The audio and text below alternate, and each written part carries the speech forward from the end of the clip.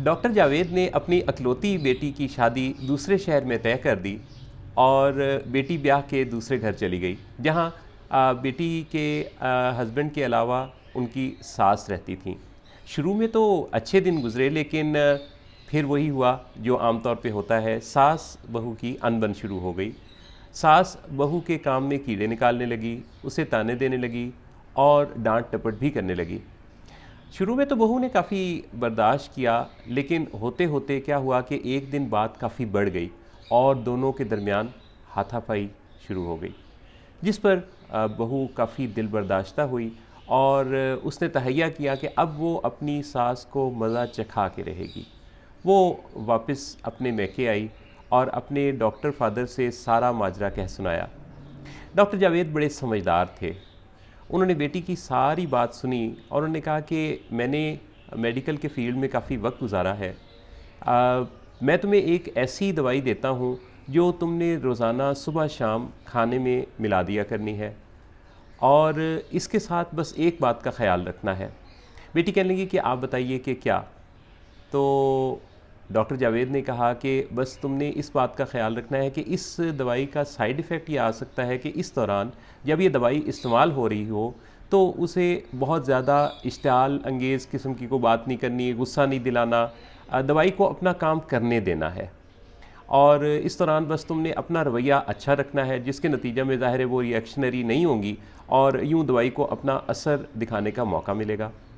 बेटी ने फ़ादर की बात को बड़े गौर से ध्यान से सुना और वादा किया कि वो उनकी दी हुई हिदायत के मुताबिक ही इस दवाई का इस्तेमाल करवाएंगी। घर चली गई और अपनी सास को खाने में ड्रॉप्स की फॉर्म में सुबह और शाम 5-5 कतरे खाने में मिलाकर वो दवाई शुरू कर दी।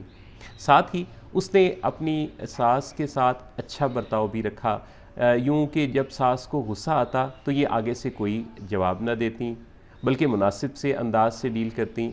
इसी तरह जब वो कोई ताना देती या तनकीद करती तो ज़्यादातर ये उसे दरगुजर करती।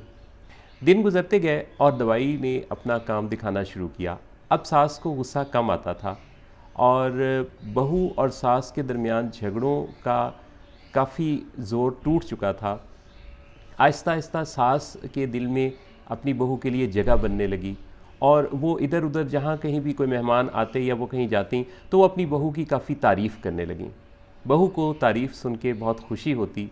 अब उसका रवैया भी आर्टिफिशियल नहीं था, बनावटी नहीं था, बल्कि वो सचमुच अपने दिल से बदलते हुए रवैये को, अपनी सास के बदलते हुए रवैये को एक्नॉलेज करने लगी। 6 माह गुजर गए। अब दवाई ख़त्म होने को थी।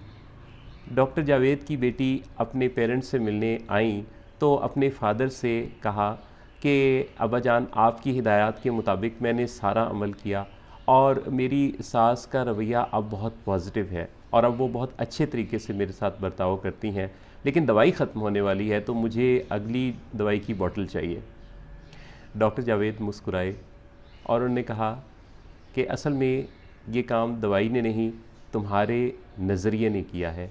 तुम्हारी बदलती हुई सोच ने उनके रवैये को बदला है। ये दवाई तो महज एक साफ़ पानी थी जो कि मैंने एक बोतल में भर के तुम्हें दिया था। असल बात यह है कि हम जब किसी के साथ सलूक करते हैं तो वो उसके अंदर तब्दीली पैदा करता है और सिचुएशंस को क्रिएट करने में, सिचुएशंस को पावरलेस या पावरफुल बनाने में असल में हमारा किरदार जो है वो हमारे रवैये ही का होता है। हम अपनी ज़िंदगी में सास बहू का ही नहीं, किसी भी रिश्ते में अगर ख़ूबसूरती पैदा करने के लिए, तनाव कम करने के लिए हम काम करना शुरू करें तो यकीनी तौर पे हम काफ़ी हद तक बाइख्तियार हैं कि हम अपने सलूक से, बर्ताव से, जवाबी तौर पे दिए गए रद्द अमल से किसी भी शख्स के अंदर तब्दीली पैदा कर सकते हैं, पॉजिटिव या नेगेटिव। बाज़ औक़ात चंद सेकंड्स का डिले किसी सिचुएशन को संभालने में मदद देता है। अगर हम फौरी तौर पे जवाब न दें, थोड़ा सोच कर दें, थोड़ा ठहर जाएं या कुछ टाइम बाय करें, एग्ज़िट लें और दोबारा उस मौजू पर बात करें, तो महज उस सिचुएशन को फौरी तौर पे आंसर ना करने का नतीजा भी बहुत अच्छा निकलता है। आप अपने बच्चों के साथ, अपने किसी भी रिश्ते के साथ चाहें तो ये तजुर्बा करके देखिए। अगर आप उस मौके पर जब कोई आपके साथ गलत और नामुनासिब रवैया रख रहा हो, अगर उस वक्त उसको जवाबी तौर पे कुछ कहने की बजाय जस्ट नोट रखें, और कुछ घंटों के बाद जब उसका गुस्सा या उसका मनफी रवैया ज़रा कम हो चुका हो, बेहतर फेज़ में हो, तो अगर आप उस मौके पे उसे याद दिलाएं कि आज दोपहर या कल शाम आपने फ़लाँ मौके पर जो बात की थी, उस बात में आपका ये रवैया मुझे काफ़ी तकलीफ़ दे गया था, और मैं उस वक्त तो आपसे इस मौजू पर बात नहीं कर सका या नहीं कर सकी, लेकिन मुझे तकलीफ़ हुई। और फिर आप अपनी फ़ीलिंग लैंग्वेज का इज़हार करें, और आप अच्छे से बताएं, पहले वाक़े को बताएं जो इवेंट हुआ, फिर अपनी फ़ीलिंग्स को अच्छी तरह से रजिस्टर करवाएं, और फिर एक्सपेक्टेशन शो करें कि फ़्यूचर में आप उनसे अच्छे और बेहतर रवैये की तवक्को रखते हैं।